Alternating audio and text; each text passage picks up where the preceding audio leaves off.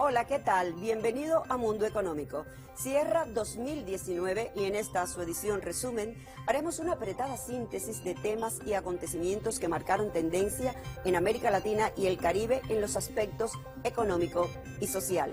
También hablaremos del impacto de la política injerencista del gobierno de Estados Unidos en países de la región y de la cacería que Washington ha desatado contra Cuba como consecuencia del recrudecimiento del bloqueo.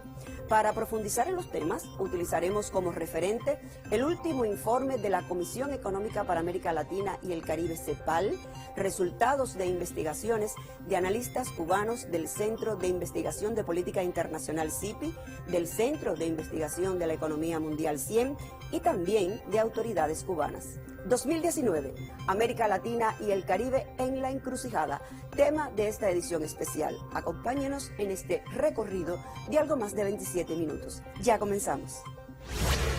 La economía mundial está muy tensa, no se trata solo de Cuba, como dijo nuestro presidente en la Asamblea Nacional, no es una excepción, la tasa de crecimiento nuestra es muy moderada. América Latina está creciendo como promedio, y el Caribe, América Latina y el Caribe, un 0,1%. Los pronósticos de crecimiento de la economía mundial están en el entorno de un 1,3%. Y nosotros estamos enfrentando un recio bloqueo que se ha propuesto asfixiar la economía completamente, incluyendo que no entre combustible al país.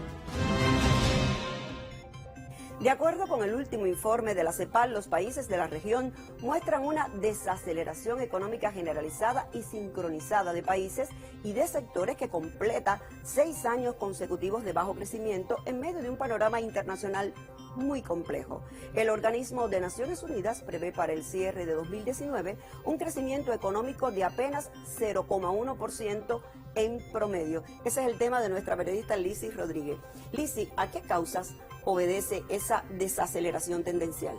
Sí, Marisela, los expertos coinciden en señalar en que diversas son las causas que han provocado la desaceleración. Entre esos factores destacan el bajo dinamismo de la situación económica mundial y el impacto de la aplicación de las recetas neoliberales. Profundicemos en el tema con la opinión de José Luis Rodríguez, investigador del Centro de Estudios sobre Economía Mundial, y la secretaria ejecutiva de la CEPAL, Alicia Bárcena.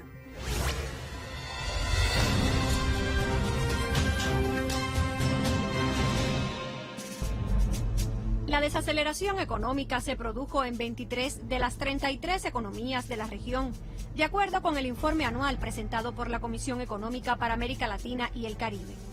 El balance advierte que las economías de América del Sur se contrajeron en el segundo semestre al menos 0,26%. Por su parte, en el caso de Centroamérica y México juntos, el crecimiento fue de solo 0,6% y el Caribe disminuyó en 0,3 puntos porcentuales. Sectores como la industria manufacturera, la construcción y el comercio, el consumo público y privado, también sufrieron una contracción. Se desacelera la demanda interna, que está acompañada por una baja demanda agregada con relación y con mercados financieros internacionales cada vez más frágiles. Y a este contexto se suman las crecientes y urgentes demandas sociales que están haciendo gran presión para aumentar la inclusión social, tanto de ingresos como en bienes públicos. Otro de los componentes golpeados fue el mercado laboral. La tasa de desocupación se incrementó en un 8,2%, con lo que más de 1 millón de personas engrosaron las filas de desocupados. Al cierre del segundo trimestre del 2019, además, la deuda pública de los gobiernos centrales de América Latina ascendía al 43,2% del Producto Interno Bruto. Varias naciones aumentaron el indicador de riesgo país, entre ellos Argentina, ante las incertidumbres sobre la capacidad de pago de sus compromisos internacionales, a la vez que impactaron las convulsiones político-sociales en los últimos meses en las economías de países como Chile, Haití, Bolivia y Ecuador. En los primeros 11 meses de 2019, las cotizaciones de 18 de las monedas de la región tendieron a depreciarse en términos nominales. Por otra parte, se contrajeron las exportaciones en un 2,3%, con un impacto en los países exportadores de hidrocarburos, productos mineros y agroindustriales. Cuando se da una desaceleración que no afecta a un solo país, se dice que está sincronizada porque hay afectaciones generales. Es el caso de la bajada de precios de los productos de exportación. Eso hace que descienda el valor de las exportaciones. está el tema ya puntual de conflictos con áreas que son muy importantes para el comercio exterior latinoamericano. Estados Unidos, China particularmente. También Europa, pero bueno, básicamente Estados Unidos y China. El informe del organismo recoge que para el próximo año las perspectivas no son más alentadoras. Y lo más preocupante es que, de mantenerse esta realidad, el sexenio 2014-2020 será el de menor crecimiento económico en la región en los últimos 40 años. En ese contexto, son muchos los desafíos. Recuperar los ritmos de crecimiento, recuperar mercados que tiene hoy en precario. El caso de China, por ejemplo, es muy importante para la región. China es el primer socio comercial de países tan grandes como Brasil, por lo tanto, tiene mucho peso para la economía brasileña. Y pudiéramos decir, evitar que siga retrocediendo el magro desarrollo social que alcanzó la región. Este año crecieron los pobres, creció el desempleo, y si eso no se detiene va a seguir. Se trata de una región donde el ingreso del 1% más rico de la población sigue creciendo y aumentan las demandas por reformas estructurales transformadoras, por lo que constituye una urgencia avanzar en el diseño de modelos de desarrollo enfocados en la estimulación de las economías y la disminución de las brechas sociales, con un enfoque hacia el cuidado del medio ambiente y el cumplimiento de las metas de la Agenda 2030. El país que más ha extraído los recursos naturales y financieros de América Latina acusa a otros de prácticas comerciales poco éticas en el continente. El país que más golpes de Estado ha organizado en Latinoamérica acusa a otros de intervenir en sus democracias. El país que más dictaduras ha apoyado al sur del río Bravo acusa a otros de vender armas a estados poco democráticos. ¿Qué hay detrás de todo esto? ¿Cuál es el verdadero interés de Estados Unidos y los monopolios en la región? Santiago Pérez Benítez, subdirector del CIPI, nos acerca a la verdad.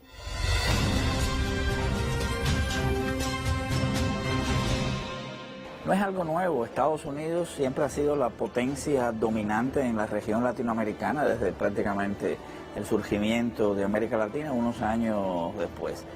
El problema es que la manera de dominar a Estados Unidos, América Latina, siempre es creando pretextos. Fíjate que es desde posiciones supuestamente defensivas. Y ahora está el gran problema de que ellos plantean que es la amenaza china, de nuevo la amenaza rusa. No, en la práctica es el poder norteamericano que siempre ha estado presente. Es un poder en el área económica, por el stock de inversiones que tienen. Es un poder que tiene que ver con las finanzas internacionales. Es un poder que tiene que ver con el dominio de los recursos naturales. Es un poder que tiene que ver con los vínculos con las oligarquías latinoamericanas desde el punto de vista económico. Es un poder que tiene que ver con el FMI. Es un poder que tiene que ver con el Banco Mundial. Es decir, el poder norteamericano, de verdad, en serio, no ha sido reblandecido durante estos años.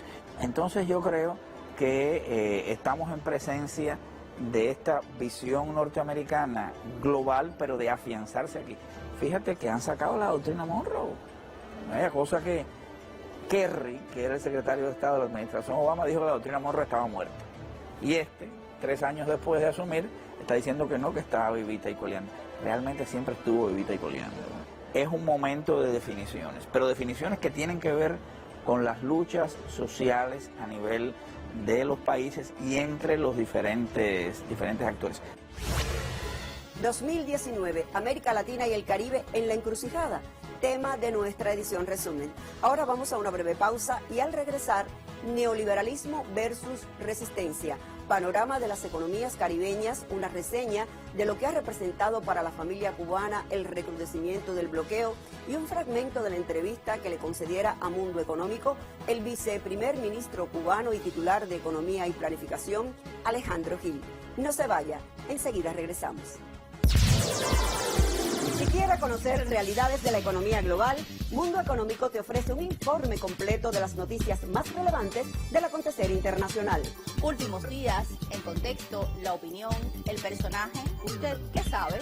Segmentos informativos que visibilizan acontecimientos que repercuten en la macroeconomía y en sus bolsillos. Especialistas cubanos y extranjeros ofrecen una mirada alternativa, dirigida a desentrañar las problemáticas que genera la globalización y otros temas ignorados por las grandes transnacionales de la información.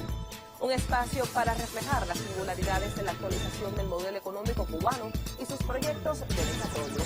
El reto es grande, pero nuestra fuerza es mayor. 25 minutos para acercar las cifras a la verdad. Por el Canal Caribe, desde la raíz de los números.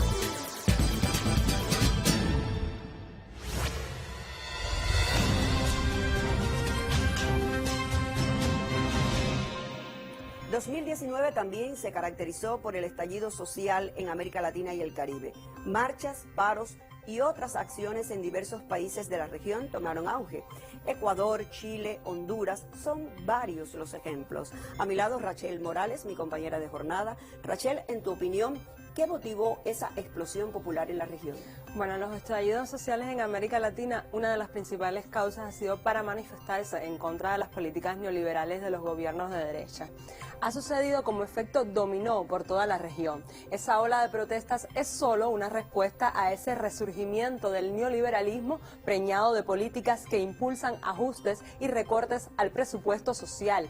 Es el rechazo también de la izquierda y los movimientos sociales a las violaciones de los derechos constitucionales de los ciudadanos.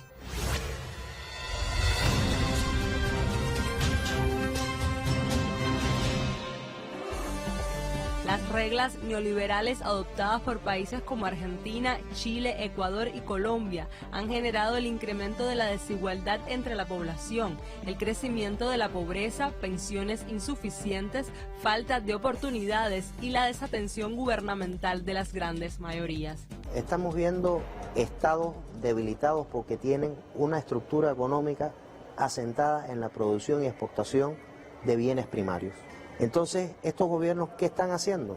Están implementando políticas de ajuste. Estamos hablando de protestas donde participan no solamente los sectores más empobrecidos y desfavorecidos económicamente de esos países.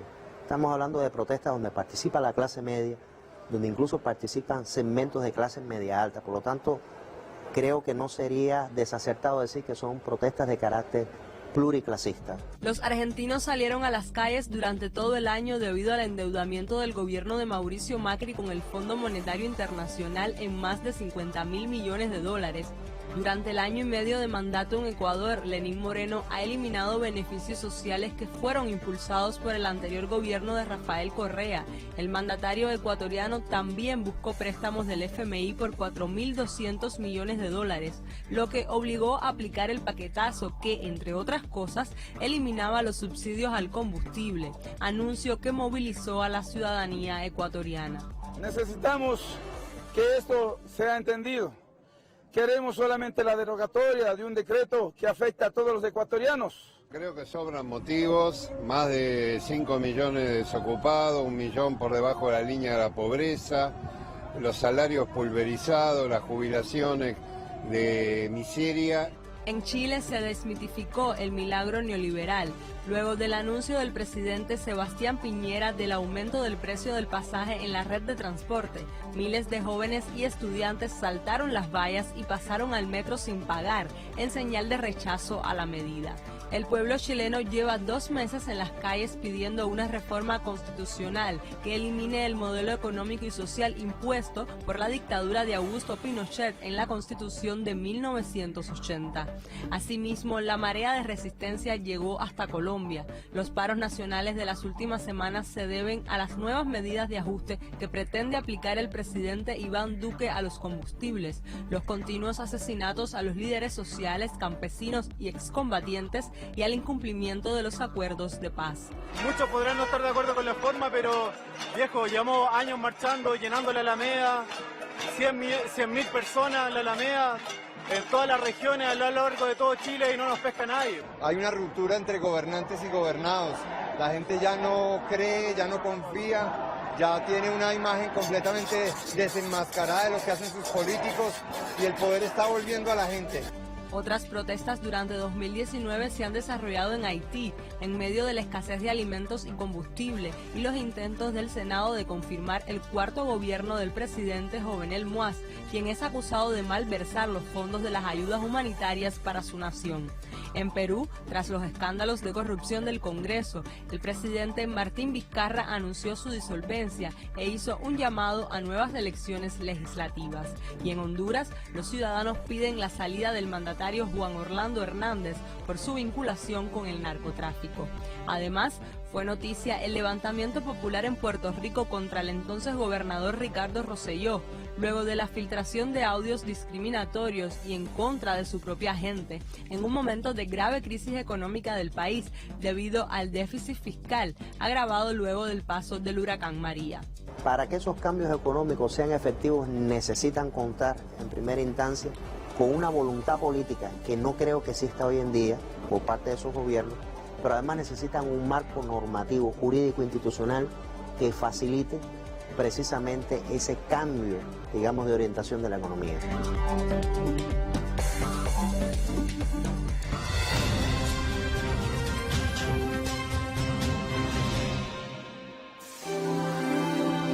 El personaje de hoy se presenta tal una suerte de rompecabezas con el propósito de ocultar su nombre y verdadero rostro. Muchos le consideran un loco o un tonto. Tiene el premio de la mayor cantidad de caricaturas hechas en el menor tiempo, y él mismo añade: me declaro devoto del dios dinero y tengo pensamientos que mis amigos se ocupan de promover, tales como: no soy un idiota, incluso si el mundo se va al infierno, yo no perderé ni un centavo. De acuerdo con mis datos en mi carta de identidad, nací en Queens, Nueva York, en 1946. Me conocen por Donald Trump, presidente de Estados Unidos, pero al mismo tiempo, y lo afirmo, soy su personaje del momento del sistema capitalista. Comprenderán cuánta responsabilidad para mí al representar a los multimillonarios de mi país y del mundo. ¿Quién puede tener descanso ni vacaciones con la cantidad de gente que no trabaja ni estudia? Además, siempre están enfermos, no les gusta vacunarse y alimentarse bien, mucho menos. No queremos a vecinos ni amistades así. Nos traen muchos problemas, viven quejándose, piden y piden. ¡Qué desconsideración! Menos mal que tengo buenos socios que me ayudan con guerras a lejanas regiones y uso el terrorismo en busca de recursos naturales para nosotros estar bien comiditos y calentitos. También cuento con las nuevas tecnologías para promover mis mentirillas, pero recuerden que de loco y bobo no tengo ni un pelo. Soy el defensor del imperio del capital. Soy el dios o el capo todopoderoso. Tomé el poder y desde aquí defiendo mi sistema con muros, golpes de estado y bloqueos a toda costa. A mí con ideas. ¡Qué personaje, eh! El cambio climático es uno de los grandes desafíos del siglo XXI, entre muchas causas y consecuencias por la magnitud de los esfuerzos que demanda este fenómeno para amortiguar sus impactos negativos y adaptarse a las nuevas condiciones climáticas. Particularmente el Caribe insular asume los retos de su condición geográfica y las naciones en este espacio han buscado fortalecer su resiliencia a través de los propios mecanismos internacionales y de integración que promueven el desarrollo de la región. Este es el caso de Cuba, que se apoya en estrategias instrumentadas por la Comunidad del Caribe para reforzar su propia maniobra como país frente a los efectos del cambio climático. Menfesi Everleys nos argumenta.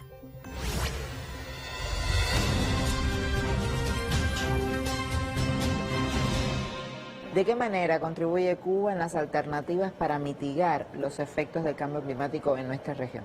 En los últimos años, una de las aristas fundamentales que ha adquirido la cooperación de Cuba con el Caribe insular, sobre todo también en los marcos de la Asociación de Estados del Caribe, ha sido el apoyo que ha dado Cuba para transferir buenas prácticas, para todo lo que tiene que ver con esa capacidad que tenemos los cubanos y el Estado cubano y la nación, que es reconocida a nivel internacional, en el sentido de la preparación, digamos, anticipada para enfrentar los efectos adversos asociados al cambio climático. Uno de los efectos más adversos del cambio climático para el Caribe tiene que ver con el tema de los efectos sobre las costas del Mar Caribe. Hay un proceso de erosión costera sin precedentes en todo el Gran Caribe. Bueno, pues en la última cumbre de la Asociación de Estados del Caribe, los jefes de Estado del Gobierno de la Asociación de Estados del Caribe aprobaron un proyecto que es liderado por Cuba, por especialistas cubanos, que precisamente lo que hace es tratar de, sobre la base de toda la región, elaborar un programa a corto, mediano y largo plazo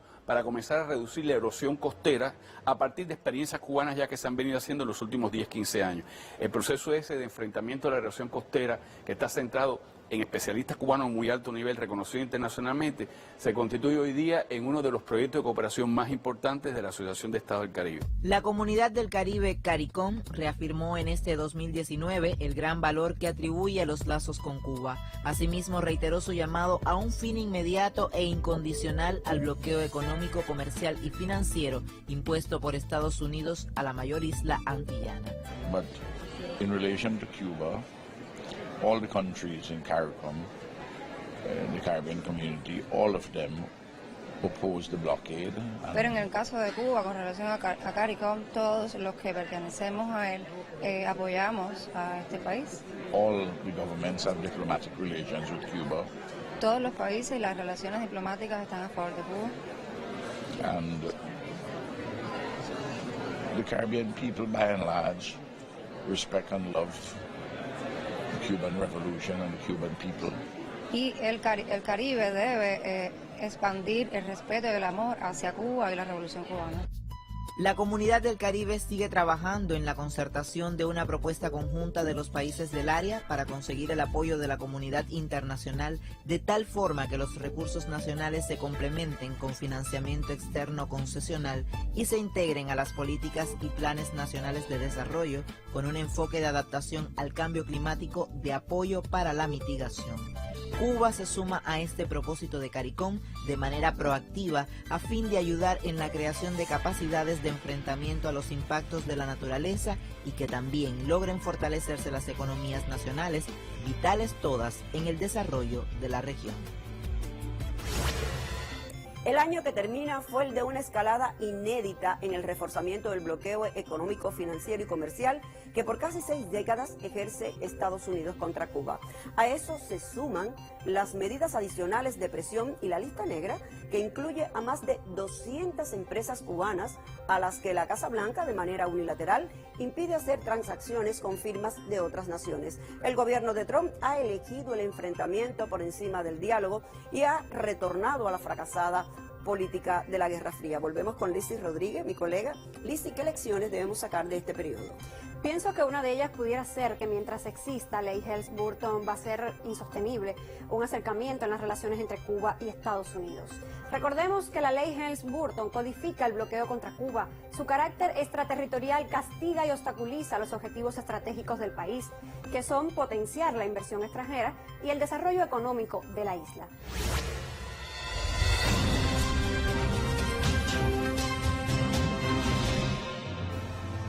Este fue el año de la activación de su título tercero, del clímax de la persecución financiera, el inicio de demandas a entidades cubanas y de terceros países en tribunales estadounidenses, acusados de presunto tráfico con propiedades norteamericanas y al amparo de la ilegal Helms-Burton.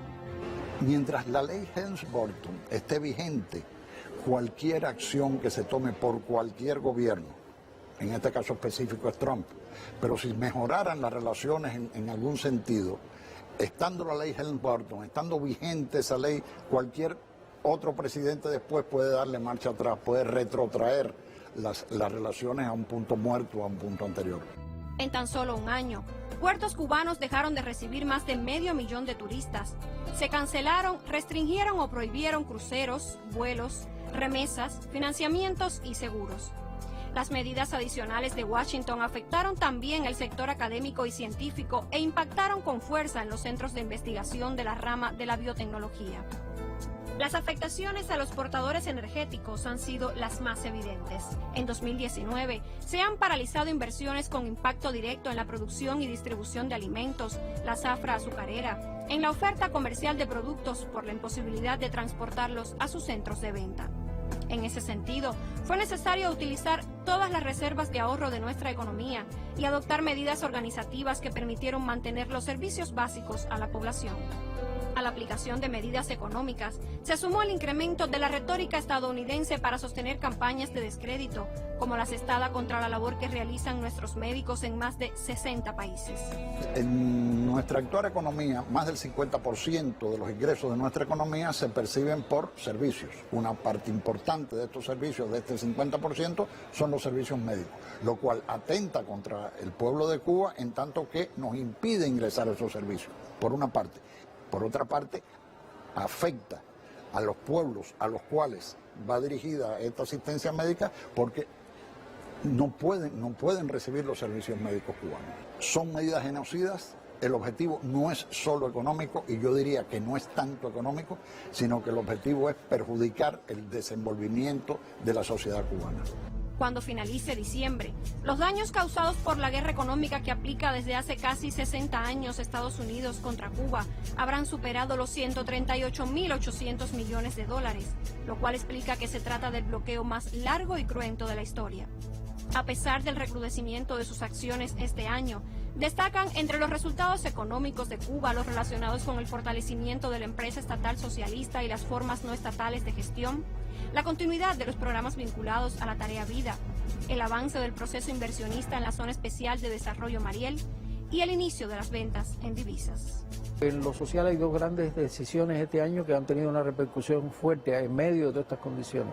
Una es el aumento salarial del sector presupuestado, que aumentó el salario más del 70%, 68% en general, como salario medio.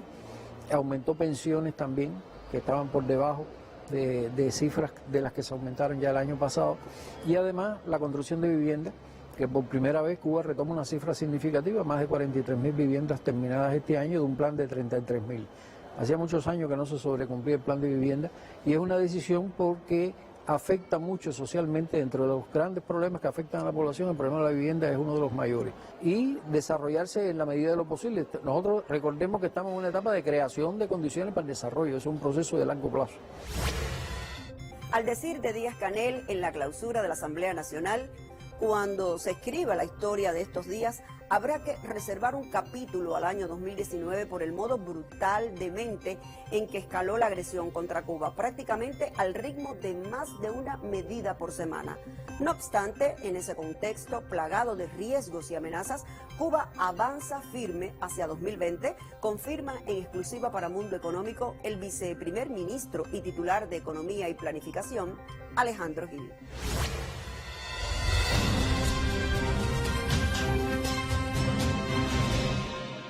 Como hemos informado recientemente, nosotros estamos aspirando y planificando que el país no detenga su desarrollo. Estamos previendo un crecimiento en torno a un 20% de las inversiones. Tenemos que resolver un grupo de problemas del proceso inversionista, que lo hemos explicado con bastante claridad. Resolver los problemas que tenemos con los estudios de factibilidad, ese propio asunto del encadenamiento productivo. Pero bien, estamos apostando al crecimiento de la inversión, en casi un 20% en el 2020. Estamos apostando al crecimiento del turismo, estamos apostando al crecimiento de la inversión extranjera, al desarrollo de la zona especial de Mariel, la expansión,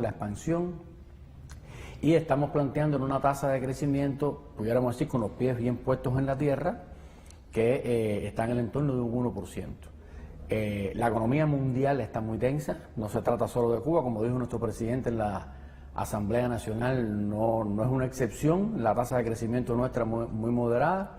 América Latina está creciendo como promedio, y el Caribe, América Latina y el Caribe, un 0,1%. Los pronósticos de crecimiento de la economía mundial están en el entorno de un 1,3%. Y nosotros estamos enfrentando un recio bloqueo que se ha propuesto asfixiar la economía completamente, incluyendo que no entre combustible al país. O sea, en medio de ese panorama, el solo hecho no de crecer ya nosotros consideramos que es un paso de avance. Si además de eso nos planteamos una meta gradual, moderada, objetiva de crecimiento y trabajamos unidos por alcanzarla, consideramos que ese es un paso muy importante. Y como se ha planteado, nosotros seguimos enfocados en trabajar en función de que la economía del país mantenga gradualmente su sostenibilidad, y nadie nos va a detener en ese sentido. ¿Qué espera usted para el 2020? Pienso que hay muchas expectativas. Veremos si esas expectativas se pueden complementar en algunas personas, en otras no, porque bueno, el que trabaja tiene muchas posibilidades, el que no lo hace verá cómo se las arregla, pero pienso que sí hay muchas posibilidades para el 2020. Sabemos que estamos enfrascados en un proceso de cambio y que supuestamente debe llevar a mejoras económicas del país. Entonces yo siempre aspiro a que mi familia prospere también con ese cambio. Esto es una lucha que hay que ganar, nada más. Y la ganamos nosotros los cubanos si queremos. Si no nos influenciamos por los de afuera. Porque nosotros tenemos que guiarnos por los de adentro, no por los de afuera. Espero que la gente piense más en cómo cuidar esta ciudad. Espero que seamos más felices también. Y espero que las cosas mejoren. La esperanza nunca se pierde. La primera palabra es esperanza. La esperanza nunca se pierde. Así es, un 2020 que transforme todo lo que frena el desarrollo, donde prevalezcan los debates sobre las carencias, pero también los llamados a la esperanza. Depende de usted, de mí, de todos, que la exportación aumente y la importación disminuya, que las inversiones sean eficientes, abrazar los proyectos de desarrollo local, disminuir el componente importado en el sector del turismo, articular de una vez y por todas las empresas cubanas con la inversión extranjera, otorgarle mayor autonomía a la empresa estatal e incrementar las medidas de ahorro. Son solo algunas de las urgencias a enfrentar a corto plazo para permanecer vivos y coleando. Recuerde, su opinión es fundamental para conformar nuestra agenda de trabajo que ya es la suya. Escríbanos a nuestro correo electrónico que aparece en pantalla. El reto es grande, pero nuestra fuerza es mayor. ¡Feliz 2020!